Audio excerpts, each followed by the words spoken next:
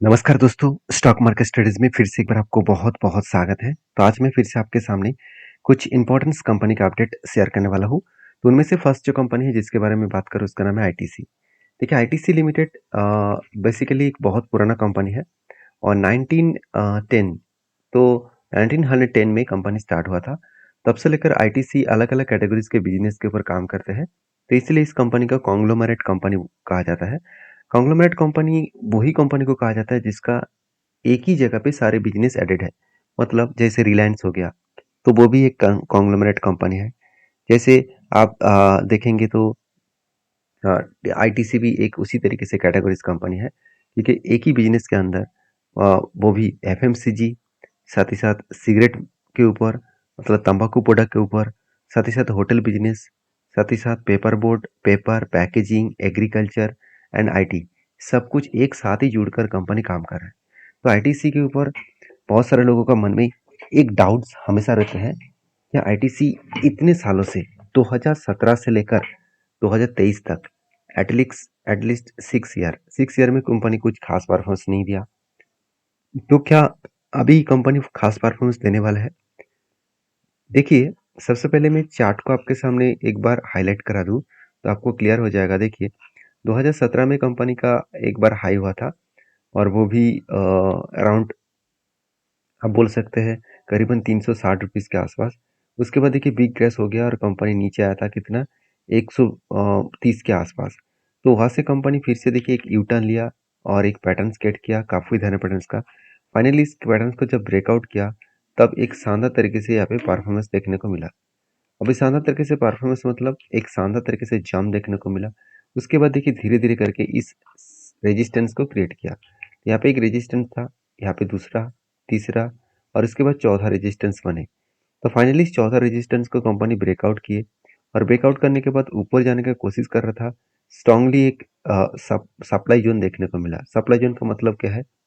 इस जगह को रेजिस्टेंस कम सप्लाई जोन कहा जाता है। तो रेजिस्टेंस कम सप्लाई जोन का मतलब क्या है? जहां से कंपनी के ऊपर एक बिग फॉल देखने को मिलता है उसको सप्लाई जोन कहा जाता है। तो वही लेवल को टच किए। अभी इस लेवल को कंपनी को ब्रेक करना पड़ेगा।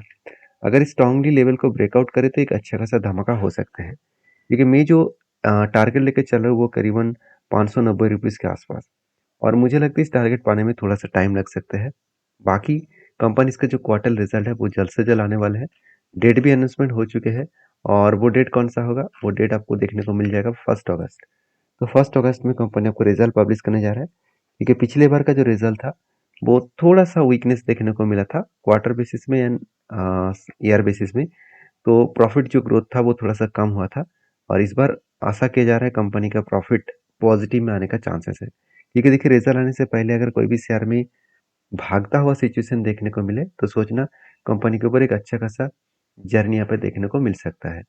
बाकी आपके क्या ओपिनियन है इस कंपनी के ऊपर जरूर मुझे कमेंट्स करके बताना। बेसिकली कंपनीज के ऊपर जो इन्वेस्टर है, तो इन्वेस्टर के हिसाब से बात करूँ तो प्रोमोटर से लेकर एफएसडीएस पब्लिक हर किसी के पास आपको एक अच्छा खासा इन्वेस्टमेंट देखने को मिल जाएगा। तो बेसिकली एफएसडीएस पब्लिक के पास देखिए शानदार तरीके से इन्वेस्टमेंट देखने को मिलेगा। हाँ, इस कंपनी के ऊपर कोई भी प्रोमोटर नहीं है क्योंकि प्रोमोटर पहले से ही माल बेचकर भाग गया। अगर साल भर की बात करूँ तो 2017 से पहले ही प्रोमोटर माल बेचकर भाग चुके हैं। तो इसी डेटा को आपको यहाँ पे भी दिखा दूँ तो आप देखने को मिलेगा कोई भी डेटा नहीं है। तो कोई बात नहीं, ऐसे होता रहता है। पब्लिक नहीं तो क्या हुआ, सॉरी प्रोमोटर नहीं नहीं है तो क्या हुआ, इंस्टीट्यूशन के पास सबसे ज़्यादा होल्डिंग्स है। मतलब पूरा का पूरा इंस्टीट्यूशन ही इस कंपनी को हैंडल कर रहा है। तो वो इतना आसानी से तो पूरा का पूरा माल नहीं बेचेंगे।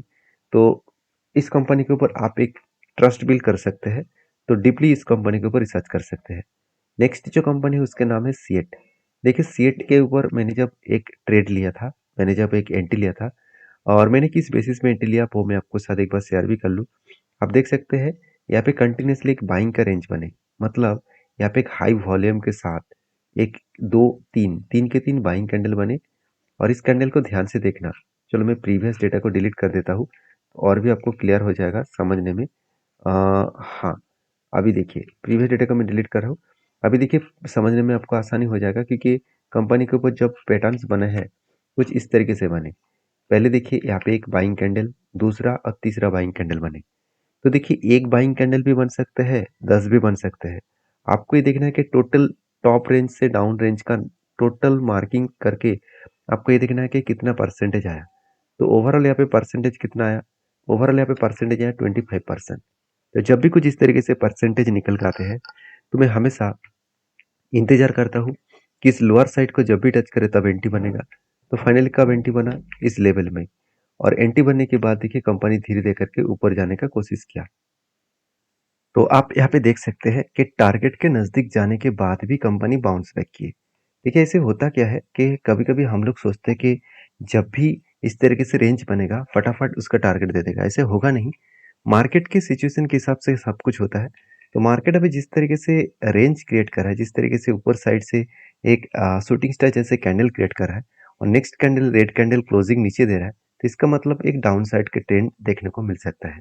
अगर डाउन साइड तक आए तो कहाँ तक आने का चांसेस है? यहाँ पे देखिए जो 200 डेज मूविंग एवरेज है इसी लेवल को टच करने का वो कोशिश करेंगे। अगर यहाँ से टच करके अगर फिर से बाउंस बैक करे तो सोचना नेक्स्ट लेवल में टारगेट होने का चांसेस है। तो टारगेट कितना निकल का है? करीबन 25%। अभी देखिए जो एंटी हुआ है उस एंटी लेवल से करंट लेवल तक देखूँ तो सिर्फ 12% का रिटर्न मिला और 77 डेज हुआ है। कोई बात नहीं, 25% रिटर्न अगर मुझे 6 to 8 मंथ्स में मिले तो भी कोई फर्क नहीं पड़ेगा। तो सीएट जैसे कंपनी के ऊपर पॉजिटिविटी इसीलिए हुआ क्योंकि देखिए पहली बात कंपनी के ऊपर अगर मैं डेटा के बारे में बात करूँ तो आप क्वार्टरली जो रिजल्ट है वो देखेंगे। इस बार रिजल्ट कंपनी ने अच्छा खासा रिप्रेजेंट किया। सेल्स पिछले सालों को भी बीट किया, पिछले क्वार्टर्स को भी बीट किया। एक्सपेंस को मिटाने के बाद नेट प्रॉफिट वो भी देखिए पिछले साल में 144 था और इस बार 154 हुआ। तो देखिए रिजल्ट अच्छा आने के बाद भी शेयर में करेक्शन इसीलिए हुआ क्योंकि लास्ट कुछ फ्यू क्वार्टर्स का डेटा दिखा दूं तो कंपनी का क्वार्टर्सली डेटा पॉजिटिव था, ज़्यादा था। तो इसीलिए शायद मुझे लगता है जो एस्टीमेट किया जाता है उस एस्टीमेट को बीट नहीं कर पाए और यही कारण की वजह से शायद शेयर में एक वीकनेस देखने को मिला है। कोई बात नहीं, ऐसे होता रहता है। मार्केट पॉजिटिव है तो वो जरूर ऊपर जाएगा। तो बाकी देखिए कंपनी का जो कैश फ्लो है वो देखेंगे तो 1700 का टोटल कैश फ्लो देखने को मिला, जो ओवरऑल कंपनी का टोटल जो नेट प्रॉफिट है उसके उससे भी दुगना ज़्यादा है। मतलब कंपनी अच्छा खासा कैश फ्लो को मेंटेन कर रहा है, तो जिसके चलते कंपनी के ऊपर अच्छा खासा ग्रोथ पोटेंशियल आने का चांसेस है। तो as a investor mutual fund ने इस कंपनी के ऊपर क्या किया वो देख लेते हैं। म्यूचुअल फंड देखिए 7.5% से होल्डिंग को बढ़ाकर 12.5% कर चुके हैं और एफ के पास 22% होल्डिंग था, वो घट के 18% हो चुके हैं। मतलब इंस्टीट्यूशन ने होल्डिंग को थोड़ा थोड़ा करके कम किया। उसी तरीके से अगर डेटा डिटेल्स को आप देखेंगे तो म्यूचुअल फंड ने लास्ट कुछ फ्यू मंथ्स में मतलब मई और जून मंथ में अच्छा खासा क्वांटिटी एडिंग किया, इसलिए शेयर में एक पॉजिटिव जंप देखने को मिला है। अभी नेक्स्ट कंपनी के बारे में चर्चा करूँ उससे पहले मैं रिक्वेस्ट करूंगा ये सारे वीडियोस जो आपके साथ शेयर किया जा रहा है वो एज एजुकेशन पर्पस में, तो प्लीज़ अगर वीडियो अच्छा लग रहा है तो प्लीज़ लाइक करिए और इस वीडियो को टोटली एजुकेशन पर्पस में लेना, क्योंकि मेरे तरफ से कोई भी बाय एंड सेल का रिकमेंडेशन नहीं है, क्योंकि मैं कोई सेबी रजिस्टर्ड पर्सन नहीं हूँ। तो नेक्स्ट जो कंपनी उसका नाम है येस बैंक। देखिए येस बैंक बेसिकली इस कंपनी के ऊपर गुड अपडेट यही है कि कंपनी के ऊपर रिजल्ट का डेट अनाउंसमेंट हो चुके हैं और कंपनी जल्द से जल्द रिजल्ट पब्लिश करने जा रहा है। तो देखिए सबसे पहले मैं चार्ट के ऊपर चला जाऊंगा क्योंकि येस बैंक के ऊपर जब सेम टू सेम सीएट जैसे एक पैटर्न स्केट हुआ था, यहाँ पे भी देखिए एक और दो, दो के दो बाइंग कैंडल बने और फाइनली दो बाइंग कैंडल बनने के बाद नीचे लेवल को जब भी टच किया तब क्या बना? एंट्री। और देखिए एंट्री होने के बाद कंपनी बार बार ऊपर जाने का कोशिश तो कर रहा है, मगर एक चीज़ों को नोटिस करना कंपनी का जो ट्रेंड है वो डाउन साइड में है, क्योंकि यहाँ पे देखिए हाई था, उसके बाद लोअर हाई बने, उसके बाद और भी लोअर हाई बने। मतलब हाई जो बने वो लोअर साइड का हाई है। मतलब धीरे धीरे करके कंपनी डाउन साइड के ट्रेड के हिसाब से नीचे आने का कोशिश कर रहा है। तो जो डेटा देखने को मिला, जो सिचुएशन बनता हुआ देखने को मिले, वो कंपनीज को आगे बढ़ाने के लिए थोड़ा सा टाइम लग सकता है, क्योंकि देखिए पहले भी इस तरीके से पैटर्न्स बना था, ऐसे नहीं कि पहले पैटर्न नहीं बना। पहले भी इस तरीके से रेंज ट्रेड बना था और नीचे आए, इस लेवल को टच किया, एंटी हुआ और टाइम लगा। उसके बाद फाइनली क्या हुआ? इस लेवल तक इसका टारगेट बना। तो बेस्ट तरीके से यहाँ पे एंटी बना और बेस्ट तरीके से यहाँ पे टारगेट भी बन चुके थे। तो मुझे लगता है अच्छा खासा एक एंटी टारगेट बना है और जब भी इस तरीके से रेंज क्रिएट हुआ तो यहाँ पे भी एंटी बना और मुझे लगता है यहाँ पे भी टाइम लगेगा इस टारगेट पाने में। येस बैंक में कोई भी खराबी नहीं है क्योंकि येस बैंक अभी ठीक ठाक ही परफॉर्मेंस कर रहे हैं। क्योंकि जो लोग सोच रहे हैं कि येस बैंक का हालत अभी क्या है, मैं आपको एक चीज दिखा दूं देखिए एक टाइम कंपनी का एनपीए 5.5 से 6% तक चला गया था। आज वो एनपीए मतलब सबसे कम एनपीए देखने को मिला 0.60 के आसपास। मतलब एकदम ना के बराबर एनपीए देखने को मिला। जो एनपीए कंपनी को डेटा के हिसाब से जो एनपीए अभी देखने को मिला है वो डेटा के हिसाब से बहुत कम हो चुके हैं।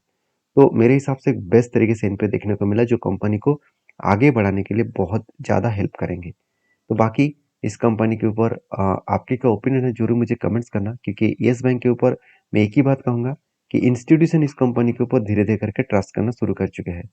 तो जैसे आप देखिए एफएस के पास होल्डिंग जो है वो धीरे धीरे करके इंक्रीज होता चला गया। एक टाइम इसका होल्डिंग 22% था, अभी 28% के आसपास 27% के आसपास देखने को मिला।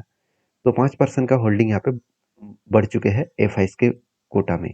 तो चलो अभी इस कंपनी के ऊपर म्यूचुअल फंड क्या कर रहा है लास्ट फ्यू मंथ्स में वो दिखा दूं। तो देखिए म्यूचुअल फंड लास्ट 5 मंथ्स में 5 to 6 मंथ में कंटिन्यूसली बाइंग किया गया, मतलब कंटिन्यूसली बाई करते रहे, कोई भी क्वांटिटी सेल अप नहीं किया।